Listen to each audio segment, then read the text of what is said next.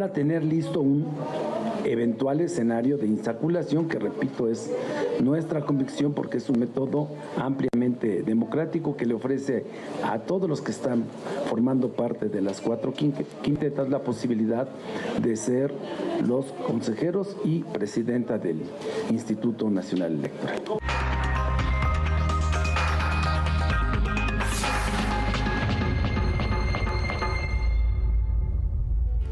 Bueno, a ver, todo apunta a que las 2 nuevas consejeras y los 2 nuevos consejeros del Instituto Nacional Electoral van a salir por tómbola. El coordinador de los diputados de Morena, Ignacio Mier, adelantó que el sorteo será más tardar este viernes y se llevará a cabo en la Cámara de Diputados, ahí en San Lázaro.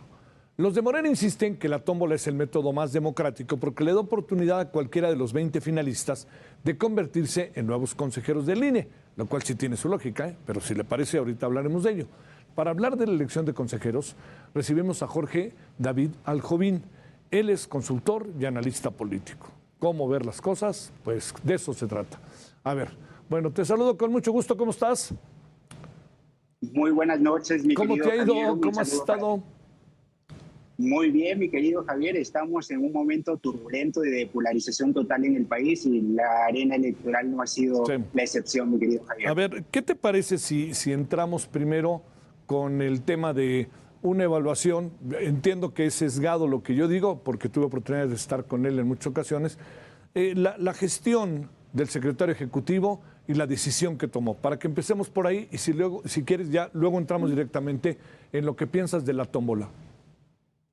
Mira, Javier, creo que al final del día teníamos que tener este escenario, ¿no? Habrán 2 partes de la historia y obviamente habrá quienes crean que el secretario ejecutivo hizo una excelente labor y por lo tanto será una persona, un mártir de la democracia. Por otro lado, nos encontramos con un sector y una ala política que cree que el secretario ejecutivo era un alfil más de este dúo dinámico que se conoció como Lorenzo Córdoba y Ciro Murayama. Lamentablemente, lo que hemos encontrado es que los insultos, la polarización y la descalificación han ido en aumento y al final del día creo que esto en nada ayuda a nuestro país y me parece que la salida de Edmundo Jacobo, más allá de cualquier señalamiento y de cualquier antípoda política en la cual nos pudiéramos ubicar, me parece que es adecuado porque despresuriza al Instituto Nacional Electoral, permitirá un mejor trabajo,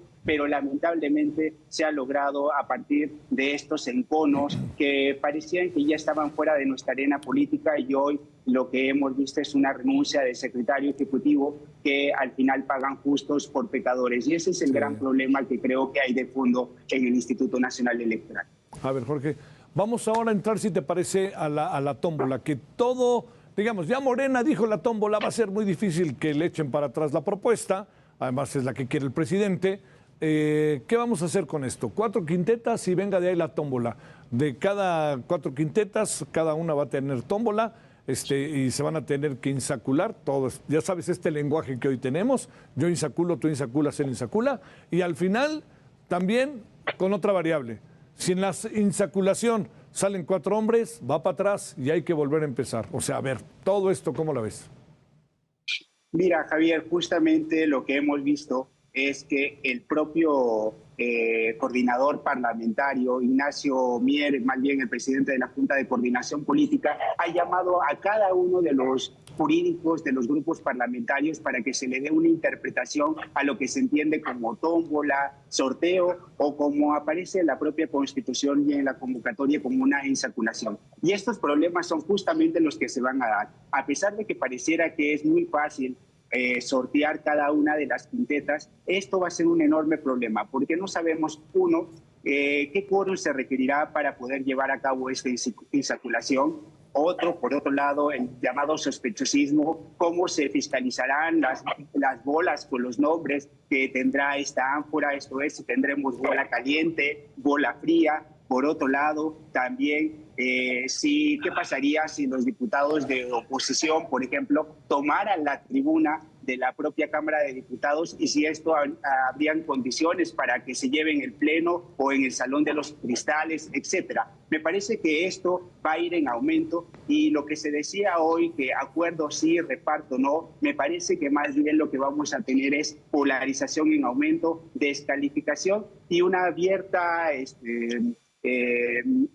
seguidilla en tribunales. ¿En qué sentido me refiero? Ya la oposición ha adelantado que las 4 quintetas, y en especial la de la presidencia, no cumple con el principio de idoneidad. Seguramente, a pesar de estos reclamos, el partido oficialista continuará en esta tónica de poder elegir a las consejeras y los consejeros electorales y lamentablemente se está perdiendo de fondo lo más importante. Por ejemplo, que tendremos por primera vez una mujer presidiendo el Instituto Nacional Electoral, una mayoría de mujeres en el Consejo, pero me parece que más allá de descalificaciones personales, creo que lo que va de fondo es que tenemos que ver cómo mejoramos estos procesos de selección, sobre todo porque existen algunos candidatos que no cumplen o candidatas que no cumplen con esto que se denomina la experiencia en materia electoral, pero también habrá que decir que esta experiencia en materia electoral no asegura nada, sino recordemos en el 2003 cuando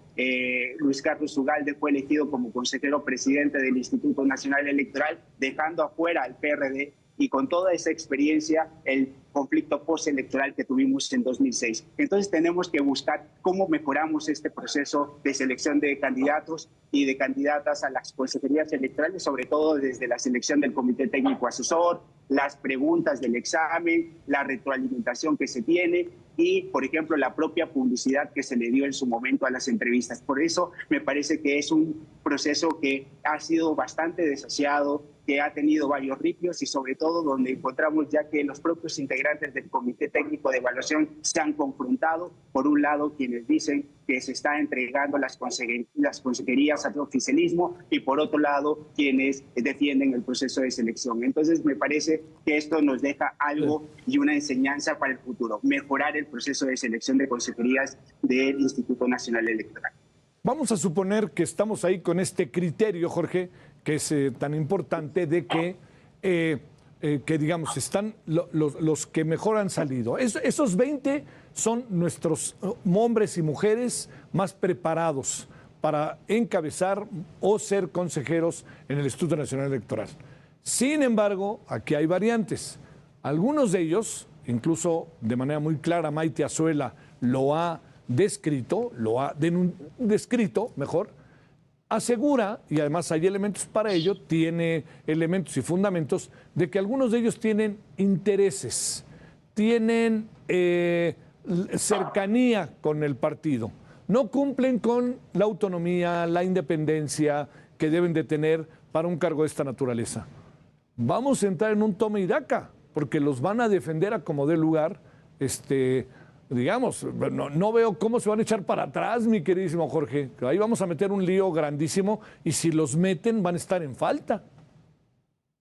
Efectivamente, esto al final del día se va a judicializar porque como tú muy bien lo señalas, si leemos el artículo 41, apartado A, inciso D de la propia Constitución, habla de estos procesos de sorteos, insaculaciones, o tómbolas, como comúnmente les conocemos, y habla de los principios también electorales, esto es, los principios de imparcialidad, independencia, y al final del día tendrá que determinar los tribunales, por ejemplo, en el caso del Tribunal Electoral del Poder Judicial de la Federación o en su momento la propia Suprema Corte de Justicia de la Nación, determinar si realmente se cumplieron con estos requisitos. Pero me parece que también existen ciertas alertas, también para decirlo en claro, que el propio tribunal ha dicho electoral que no se pronuncia sobre aspectos técnicos en los procesos de selección de candidatos. Por lo tanto, una de las alternativas que se podrían recurrir es a las propias entrevistas, donde diríamos que a confesión de parte, relevo de pruebas, aquellos candidatos y candidatas al Consejo General del Instituto Nacional Electoral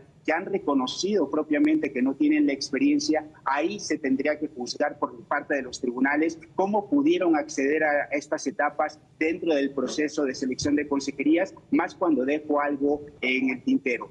¿cuál sería esta idea fundamental? Decíamos que en la segunda y en la tercera etapa se evaluaba lo que era el currículum de cada uno de los candidatos. Si este currículum tenía un peso del 40% y no se tenía experiencia en materia electoral, ¿cómo se pudo lograr que estos consejeros o consejeras pudieran llegar hasta estas etapas? Por lo tanto, reitero, Javier, me parece que no va a ser un capítulo cerrado. Obviamente, las fuerzas de oposición intentarán judicializar esto y, por otro lado, el oficialismo también intentará contrarrestar esto con una aplanadora, con un carro completo, y en su momento regresaremos a lo mismo, a la descalificación, señalando que hay sectores conservadores, neoliberales, y por otro lado que los propios tribunales se enfrentarán hoy otra vez al gobierno. Me parece que no hay que echar esto en saco roto. Me parece que no podremos tener consejeros o consejeras el 4 de abril, pero me parece que al final del día esto se va a judicializar